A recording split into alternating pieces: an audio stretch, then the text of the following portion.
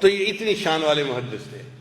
اور دوسرا ان کی زندگی کا واقعہ اس سے بھی عجیب ہے کہ بیمار تھے اور جو قریب طلباء تھے ان کو یہ فیل ہوا کہ حضرت کے بس آخری لمحات ہیں۔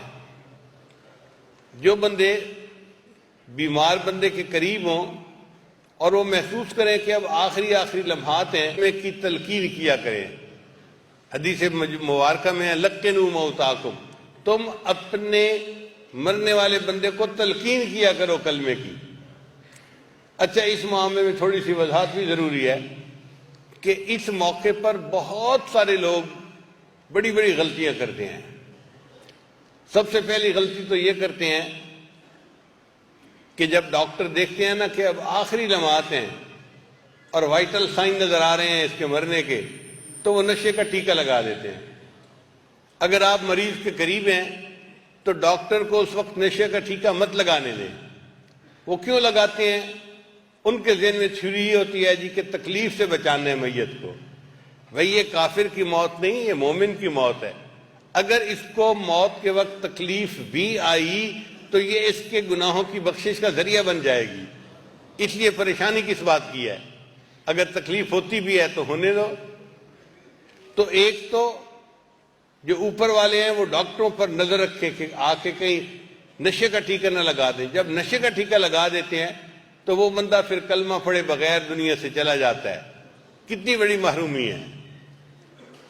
ایک تو اس بات کا خیال رکھیں، اور دوسرا یہ کہ جب لوگ اوپر والے دیکھتے ہیں نا کہ مریض آنکھوں کو بند کر کے چپ کر کے پڑا ہوا ہے تو یہ چھوٹے چھوٹے بچوں کو لے کے آ جاتے ہیں، ابا جی ذرا آنکھیں کھولو نا، دیکھو آپ کے سامنے کون آیا ہے۔ بھئی ساری عمر تو اس نے پہچانا ان کو، اب موت کا وقت ہے، اللہ کو پہچاننے کا وقت ہے، اس کو ڈسٹرب نہ کریں۔ کبھی بیٹی سامنے آتی ہے، کبھی ماں آتی ہے، کبھی بیوی آتی ہے، اچھا بتائیں میں کون ہوں؟ بھائی اس کو یکسوئی کے ساتھ، انابت اللہ کے ساتھ اپنے اللہ کے حضور پیش ہونے دیں، اس موقع پہ اس کو ڈسٹرب نہ کریں۔ تو یہ غلطی بھی نہ کریں۔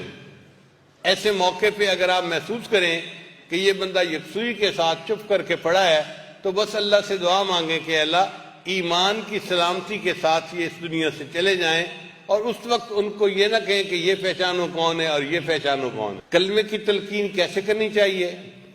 بعض لوگ زبان سے کہہ دیتے ہیں اس بندے کو ابا جی کلمہ پڑھو نا، بھائی جان کلمہ پڑھ لو، امی کلمہ پڑھ لو۔ ایسے نہیں کہنا چاہیے۔ معلوم نہیں وہ کس حال میں ہے، اگر اس نے جواب میں سر ہلا دیا انکار میں تو پھر کیا بنے گا؟ شریعت کتنی خوبصورت ہے۔ شریعت نے کہا کہ تلقین یہ ہے کہ آپ خود اونچا کلمہ پڑھیں، جب آپ پڑھیں گے تو اس بندے کو یاد آ جائے گا کہ مجھے کلمہ پڑھنا ہے، اس کو تلقین کہتے ہیں۔ تو جو قریب لوگ ہیں وہ خود اونچی آواز سے کلمہ پڑھیں تاکہ اس آواز کو سن کر اس بندے کو یاد آ جائے کہ مجھے بھی کلمہ پڑھنا تھا، اس کو تلقین کہتے ہیں۔ اب تو طلباء چاہتے تھے کہ حضرت کے سامنے کلمہ پڑھیں، مگر اس میں ادب مانے تھا۔ طلباء نے سوچا کہ ساری زندگی تو ہم نے ایمان اپنے استاد سے سیکھا، اب اس وقت میں استاد کو ہم کلمے کی تلقین کریں تو یہ اچھا نہیں لگتا، تو پھر کیا کریں؟